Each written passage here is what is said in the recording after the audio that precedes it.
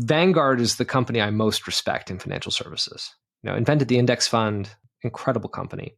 They got started 30 plus years ago. Today they manage, back then it was like they managed 4 trillion. They're much bigger than that now. And it took them 30 years to get to their first $1 trillion.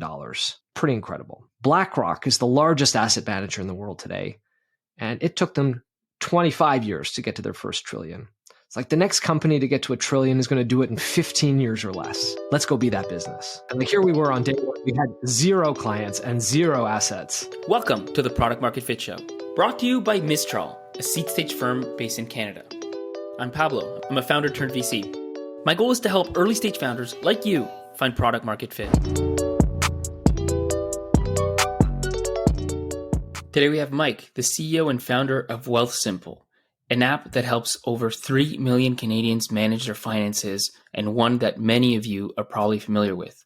They're based out of Toronto. They have over 1,000 employees, and in their last round, they were valued at over $5 billion. The topic of the episode today is how to come up with an idea. So it's going to be an interesting one. We'll be diving into the very early days of this company, which is really a brand name here in Canada. So with that said, Mike, it's a pleasure to have you on the show. Thanks for having me. So let's start at the really beginning. I think it's all kind of going to tie in as listeners find out over time. But, maybe just instead of coming into when you came up with the idea and where you were, let's rewind a little bit and just give us a bit of your background and what had happened kind of that's relevant, right? Like what had happened kind of before in the years leading up to Wealthsimple itself. So some people are probably sick of this story because at one point I think we even turned it into an ad. But, I grew up here in Canada. I was super fortunate that I got introduced to the world of investing at a young age. So my sister entered me into a stock picking contest at 12 years old for charity. You got to pick a portfolio of up to 10 stocks, and whoever had the highest balance at the end of 8 weeks won the grand prize ski vacation to Whistler, BC. So at 12 years old, I win this competition and take my dad skiing for a week, think I am the coolest 12-year-old kid around, and fall in love with investing.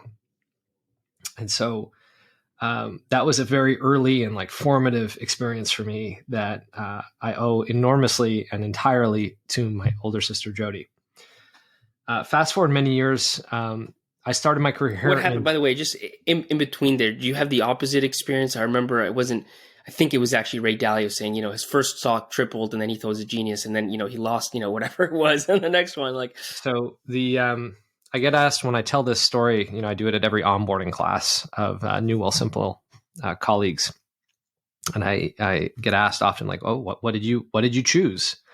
And I remember I bet the farm, my strategy was you had to pick 10 stocks and I bet the farm on one.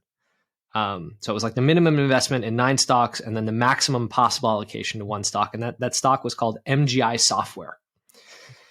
And in the 8 weeks of the contest, the company was up 256%. I blew away the competition.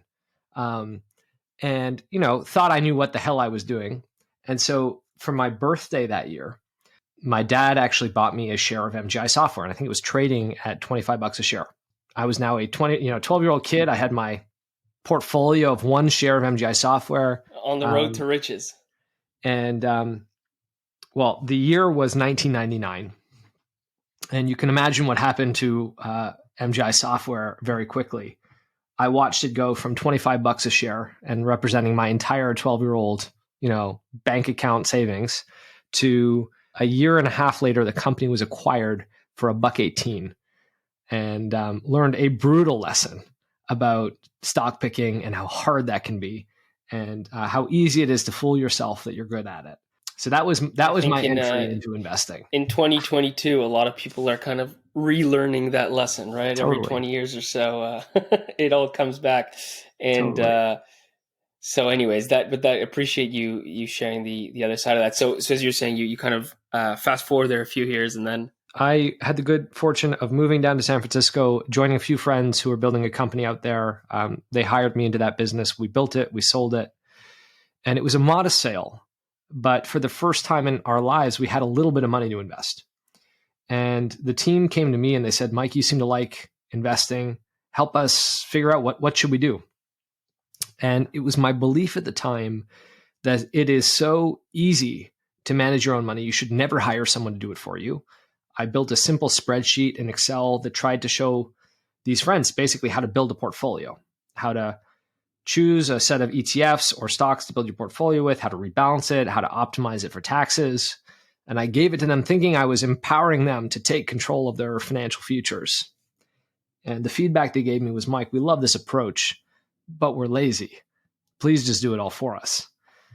And that became the initial inspiration for Wealthsimple, which is people knew this was smart and important. Investing, being smart about money, it's the way you live the life you want, provide the life you want for your family.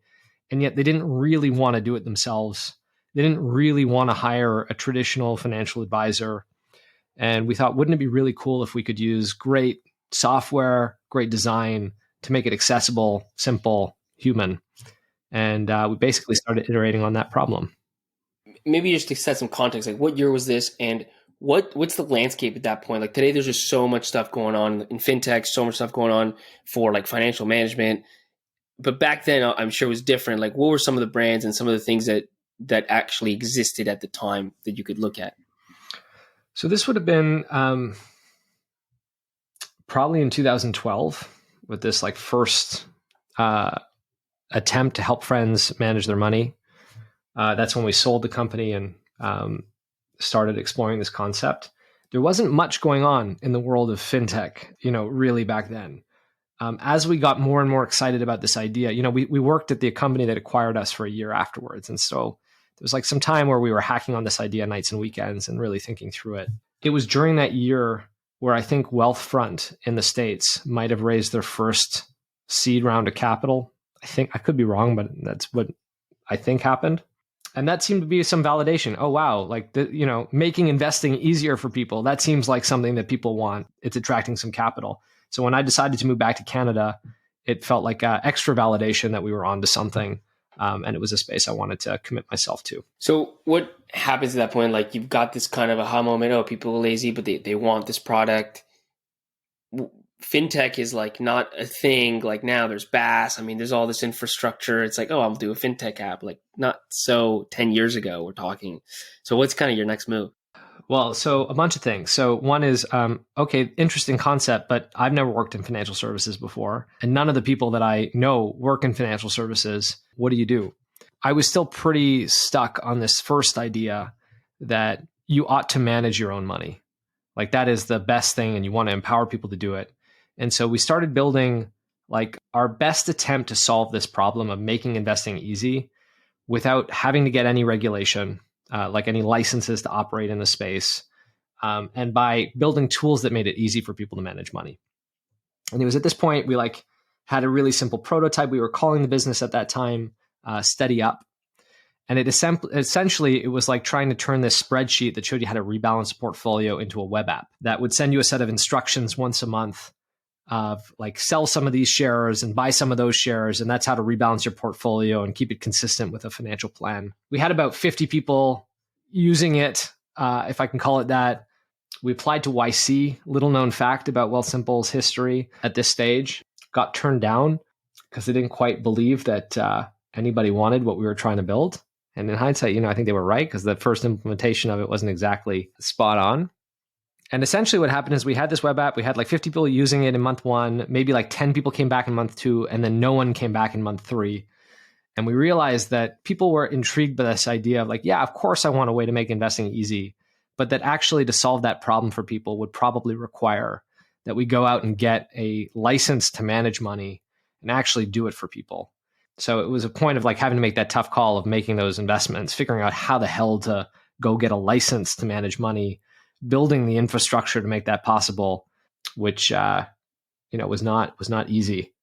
How much validation did you, and even in hindsight being 2020, did you do or should you have done? I'm coming at it from, your first iterations of this were very much in this kind of MVP mode, but like, what's the least I can do to get at the problem, right? And that's where, Steady Up comes up.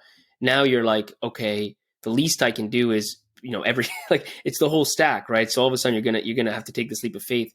What's in between that, like, and how much validation do you seek out to say, no, I think this is real, and once we build it, they will come. Well, I think the benefit we had, and one of the things that I've always related to is when you're solving a problem with a business for yourself. And I found for our business, especially in the early days, that was really helpful. It was trying to like figure out what do we want?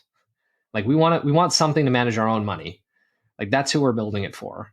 And the first attempt of like me trying to help some friends do it themselves, like wasn't exactly what they wanted, but taking their feedback and learning that actually they loved the approach, they loved the way we were managing money, but they just wanted to do it with the tap of a button. They didn't really want to have to do the work themselves. Made it pretty obvious that there was a group of people here who would be interested in that. And maybe that group would only be the like 3 or 4 colleagues I was trying to help out. But as we did more research, as we invited more people to like participate in this web app, it just became increasingly obvious that no one knew how to manage, no one knew how to invest. And no one was particularly happy with the way they were doing it, or they weren't doing it at all.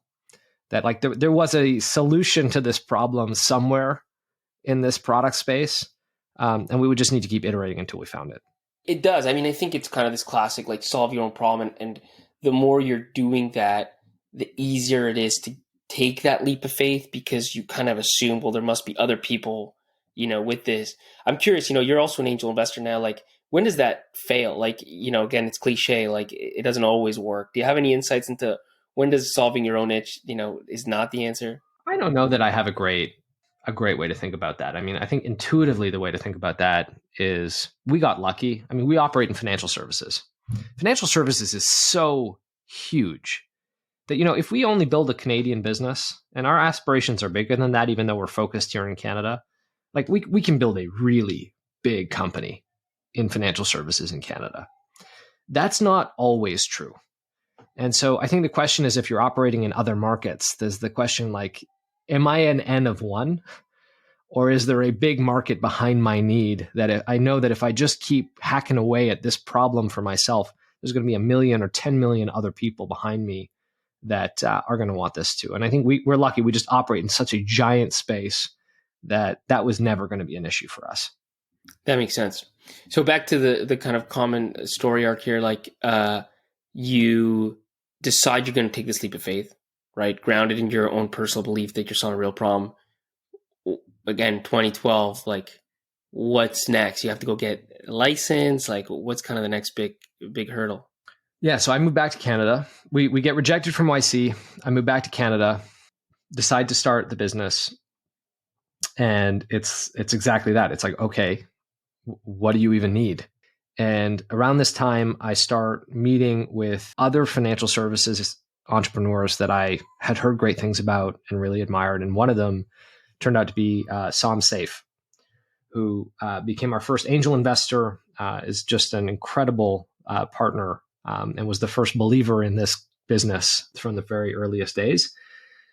And he, that provided the first set of like insider expertise that we had no idea how naive and ignorant we were until we had someone on the inside that showed, okay, these are the pieces you need to build a financial services business. You need a registered financial advisor, obviously, but like didn't think of that one. You need a, compliance person, obviously, but like who does compliance? Like, I didn't even know that was a profession, let alone know anybody in that industry. You have to apply to the securities commissions. And by the way, in Canada, there are 10 securities commissions, not just, one. And so how does that work? And what is the license that you're applying for? So someone that just helped navigate all of that. And then that's just the stuff you need to assemble to apply for a license. Then you need to figure out like the infrastructure that says, where do you hold the money? How are you going to place a trade? In the US, because the industry is so big, you have these infrastructure players like Apex Clearing, that if you want to start a stock trading business, you just like ask them for their APIs and you plug in. It is super simple. In Canada, none of that existed. In fact, in Canada, if you wanted to open up an investment account at that time, there were rules that said that you needed to meet a financial advisor in person for an in-person suitability assessment, for that person to actually build a portfolio on your behalf and offer you financial advice. And then if you wanted to open an investment account, there was no way to do it without paperwork. Like literally the final stage of trying to apply for an investment account was mail or fax this application somewhere and hope weeks later you hear back that it's open. And so I think that if we had known the scale of what we were trying to build at the time and hadn't been so naive, I might have just said, like, that just seems way too ridiculous and hard. I don't know anybody who works in financial services. I don't know any of the people. I don't know any of the things that we need to build to do this thing. Are you hitting these one by one? Like here you kind of list all of them, but you're kind of like Yeah. doing the one thing and then you realize, oh, there's another door behind that and another door behind that and so on. Yeah. You just put one foot in front of the other and try and solve. Like, okay, I am trying to solve for an N of me and a few friends. We have some money. So what do I need to like actually move that money into an account at Wealthsimple or whatever we were calling it back then, you know, Steady Up, I think it was still called. And how do I place a trade? How do I like actually enable that first transaction to happen? It was just one step after the other trying to figure it out. How expensive was this? Like, did you get funded in the meantime? Just thinking licensing, compliance, infrastructure. Yeah, we were convinced that we would need some capital to get going, and so we raised. I think it was a $2 million seed round, which at the time was a huge round. Now it's like I feel like people do ridiculous seed rounds. Last year, this year we'll see. We'll see what happens.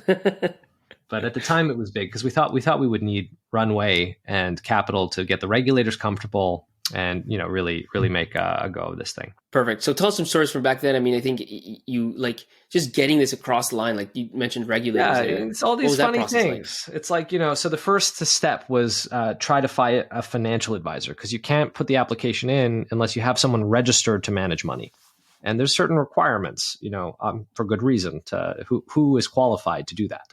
And so Sam introduced me to someone that he'd known for quite a long time, a guy named Dave Nugent, who became, a founding team member and our first chief investment officer. In fact, our chief investment officer and chief compliance officer.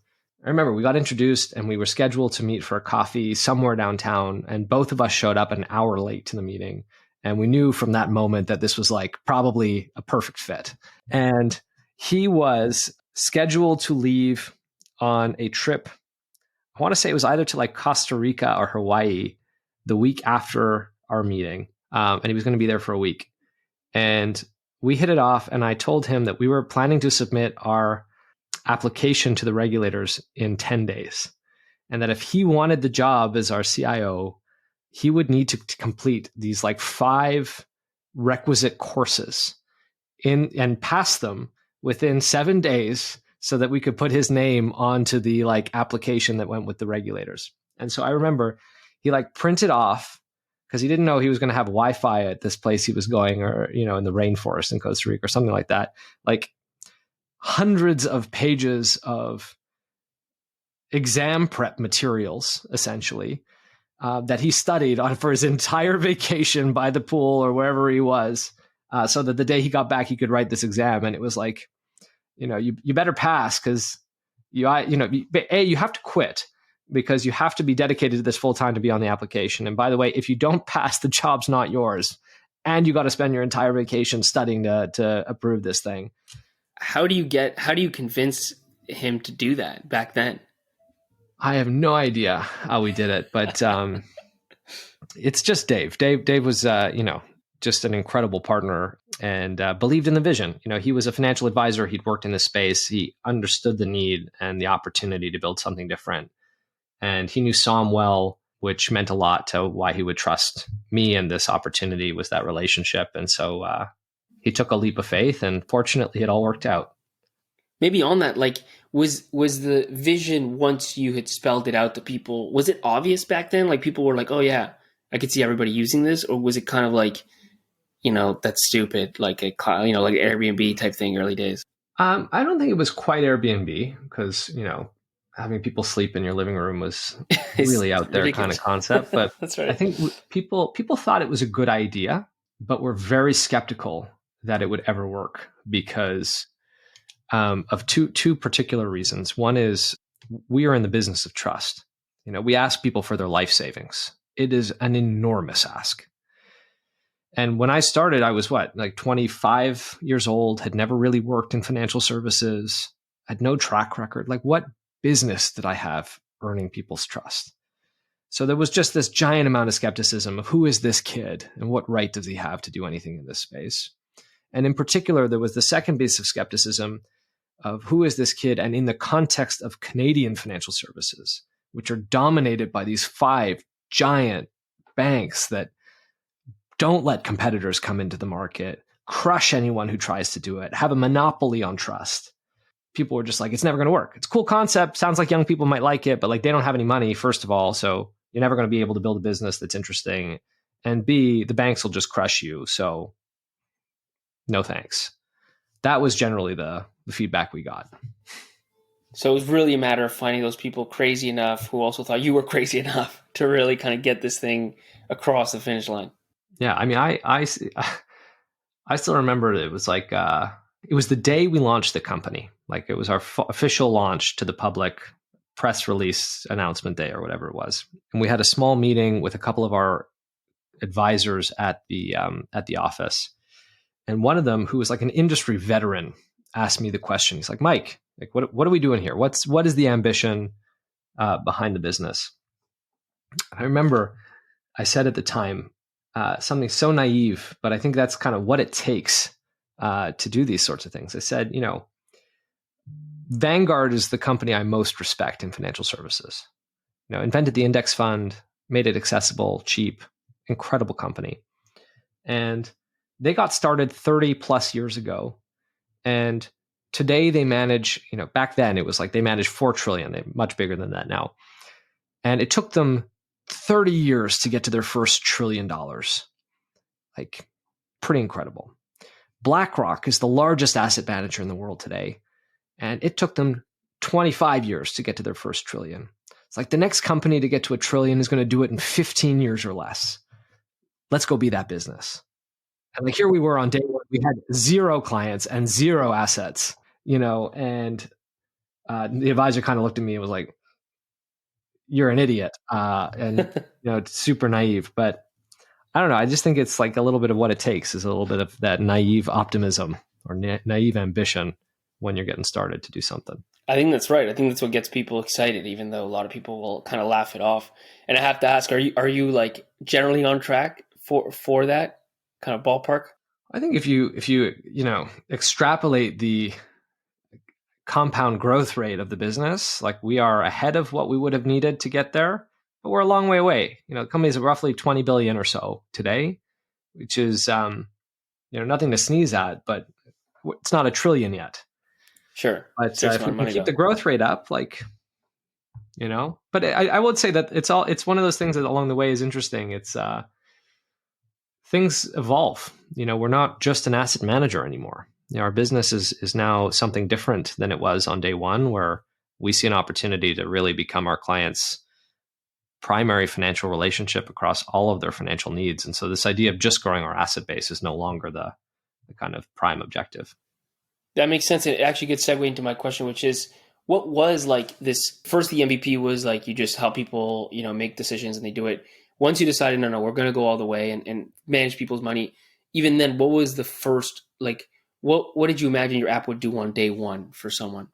Well, it was just about building a long-term portfolio on day one. It was, the best way for people to invest is to build a portfolio that reflects your long-term aspirations and risk tolerance. Invest in it regularly and stick to it through market ups and downs. And, best if you build that portfolio yourself, but we were doing it for you. We were offering some financial advice to help people kind of navigate those choices and make a plan and stick to that plan. But that was the initial ambition, which was just help people get into really thoughtfully constructed portfolios, help them get started. The kind of service that you get if you have like $500,000 or $1 million, and a wealth manager that, young people that don't quite have that asset base today didn't have access to. And that was the ambition at the outset. Okay, that makes sense. So you were going to take people's money and help them, pick out whatever, ask some questions about what kind of risk tolerance they have and these sort of things, and build them a portfolio that they would then kind of invest into, on monthly or whatever cadence. Yeah, exactly. So tell me, I think earlier you shared with me kind of before the call some funny stories with kind of meeting regulators. I mean, I'm just curious what that was like. You're 25, you're new to financial services, completely new world out of the thing about finance is so different than your traditional, startup that's building software like in a garage, whatever, and just putting it up. Like you're meeting people who are uh, all about status quo. What was that kind of dynamic like? The first time we went to meet the regulators, I have like a picture of it that I come back to often. It's like Dave Nugent, my co-founder Brett, and one of our earliest software engineers wearing like suits for like the first and only time we have ever worn, suits to the office together. Because like, what the hell do we know? We're like meeting the regulators. You gotta be respectful and like play the part. And we were kids and wanted to appear a little bit older and more credible than we had any right to at the time. And we showed up and like, we're just so far out of our depth. But I think we're benefited from the fact that the story is one that really resonated with regulators. Young people wanted a new way to invest. They didn't want to have to meet someone in person and spend an hour with a random financial advisor to build a portfolio. And by the way, the financial advisor would never spend the time with them because young people don't have enough money that business model makes sense. And so what we tried to show them was that with this giant group of people who need to invest, because if they get started now with decades of compounding in front of them, they're the ones that stand to benefit from this opportunity, but aren't and can't because of some of the structural barriers that we have mistakenly put in the way of getting into a thoughtful investment program. And so it took us a long time to convince them, to give us the account application. It took us like 6 months to get the approval, which felt like forever. Maybe it wasn't in a regulatory world. But then even when we got approval, we actually had all these conditions on it where we had to call every single client who signed up to do a suitability assessment. So we got them to admit that, okay, meeting someone is maybe a step too far, but people have to have a phone call. You have to have a phone call before you invest. And it took us another like 6 months of showing them the data of like how phone calls really didn't change the answer for people. And people really young people in particular, like really didn't want to speak to anybody on the phone, to convince them that we could do a suitability assessment completely digitally and make that work. So it took like a lot of regulatory hacking to try and get to even the first version of the product that we maybe originally had wanted to launch to market, but couldn't for quite a long time. And just to be clear, like the first product was a mobile app or was it a web app? It was a web app to start. It was a web app. Okay. I'm curious on the reason I asked that is like on timing, right? Like it's kind of a known adage that timing is extremely important. There's all the kind of serendipity and luck elements that go into that. Did you spend a lot of time thinking about this, like why now question? Relatedly, like would you, people have ideas all the time. And that's, as VCs, one of the things that we think about is like, why now for this idea, right? When you think about, you're talking to founders that are out there, maybe having an idea, maybe coming up with one, like, did you spend a lot of time thinking about timing and should a founder actually spend a lot of time thinking about whether it's the right time for that idea? I don't know. I think it's so easy to be wrong on timing. So many great companies get lucky that they had the right idea at the right time. That you hear when someone's successful, people come out of the woodwork and tell you, "Oh, I had the same idea, or I did the same thing, but 10 years ago, and it was 10 years too early." And there's probably some truth to that.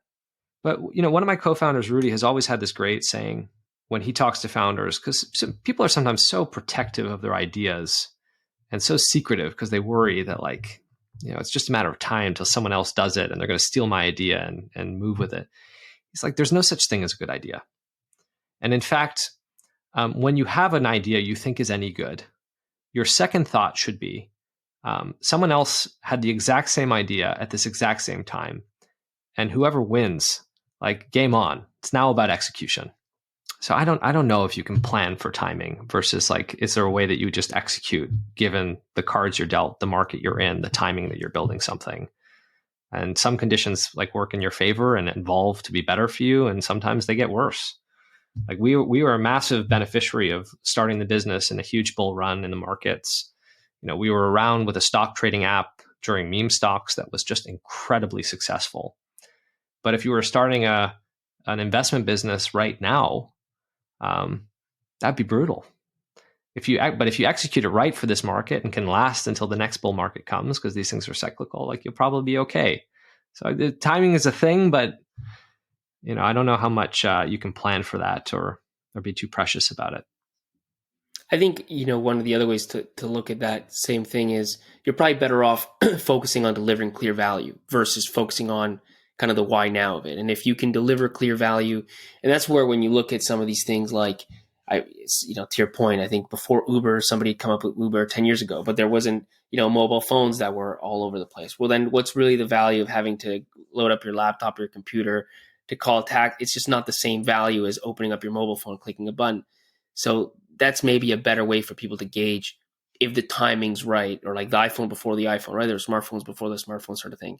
But again, the things weren't there yet. So the experience was actually pretty weak, even though the idea was cool. I think there's truth to that. There's some enabling technologies that just unlock opportunities. But like, to be honest, when Uber launched, I lived in San Francisco and I never thought it was going to work outside of San Francisco because, I was obviously dead wrong about that. But San Francisco, you could never get a cab. Like it was impossible to get a car to go somewhere. And in fact, if mobile phones hadn't been around and there was simply a website to go to order a cab to come pick you up, like maybe you didn't have your laptop on you at all times, and that's the thing that never would have worked. But that would have been actually like a step function better than what existed in the market.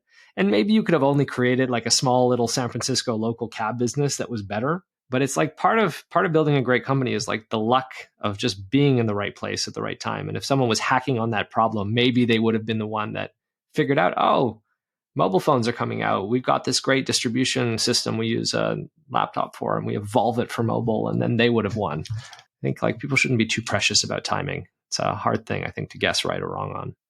Perfect. No, that's super helpful. So fast forward a little bit, like you've kind of gone through all these hurdles and the things getting ready. I'm just curious, maybe if you can dive a little bit into kind of the big launch, right? There's always, especially in consumer, I think there's always this huge thing around like the public launch. What went into that? Like, what was that like? It was begging and pleading for press. We thought that if the Globe and Mail wrote about us, it would like give the facade of credibility. No one wants to be the first client to an investment business. It's like I would go and I would talk to people and be like, here's what we're doing. We're making really high quality investing, accessible, low cost, really simple. And they'd say, oh, that sounds amazing. How many clients do you have? No one wants the answer to be, well, if you sign up, we'll have one. No, that's just a bad anser. And so we thought if the Globe wrote about you, it's like, oh, it seems like they have clients, they're credible, they're big. So we really did everything we could to get a lot of press in those days. And then we hustled. We hustled like crazy to try to win clients. I mean, I used to do crazy things like I used to try to, within 30 seconds of someone signing up on the website, and the first version you had to give an name, email, phone number. I used to try within 30 seconds of calling every single person who signed up. And there weren't that many that were signing up that like I could actually manage it for a while.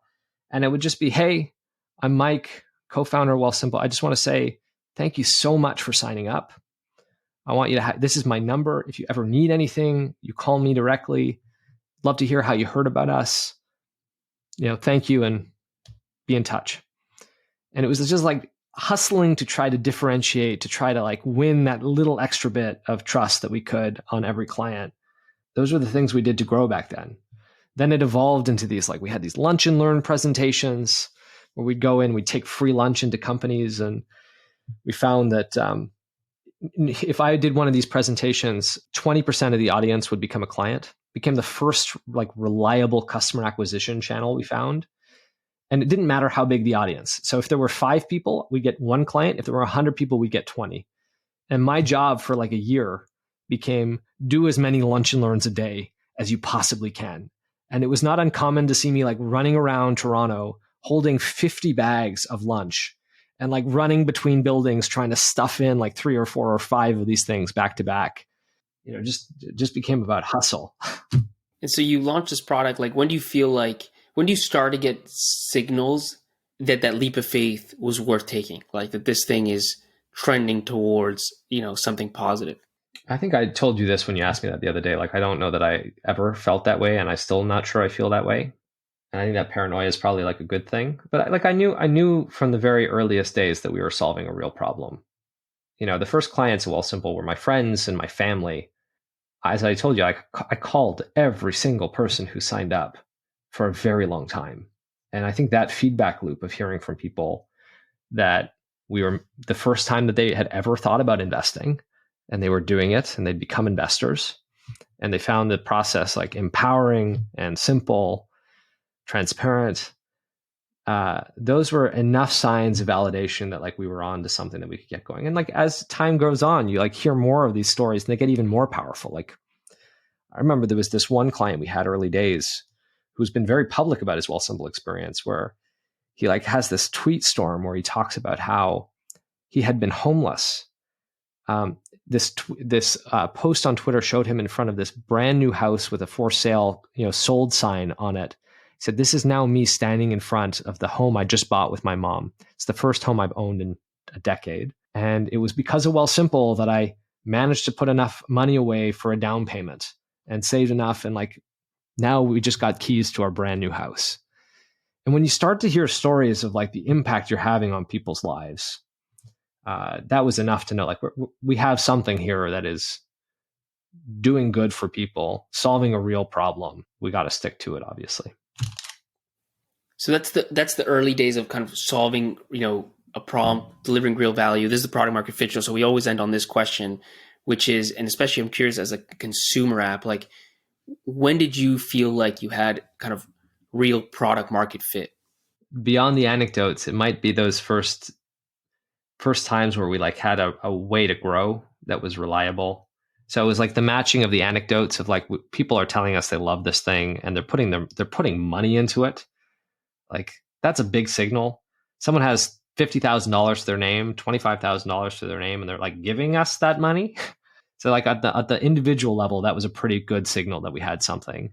But then when we could find that we had a couple channels to scale that, where we could reliably grow, and it was a question of like putting more, every effort you put into a lunch and learn, you get something out of it. I think that's probably the moment where we have something here. We could probably raise some capital to make this thing go faster. Maybe that would be how I thought about us getting a product market fit. Perfect. Well, thanks, Mike. We'll stop there. I mean, just to quickly recap,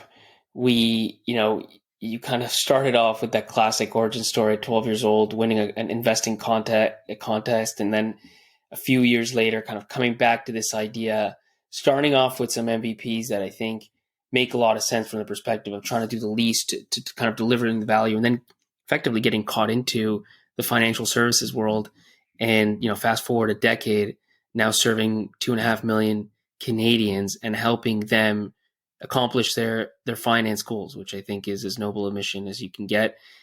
So really appreciate you sharing this story. I think founders will get a lot of it, and if only learn and see that even the biggest brands had to go through a lot of little things at the beginning, which amount to something big once it's all said and done. So anyways, thanks for that, Mike. It was awesome.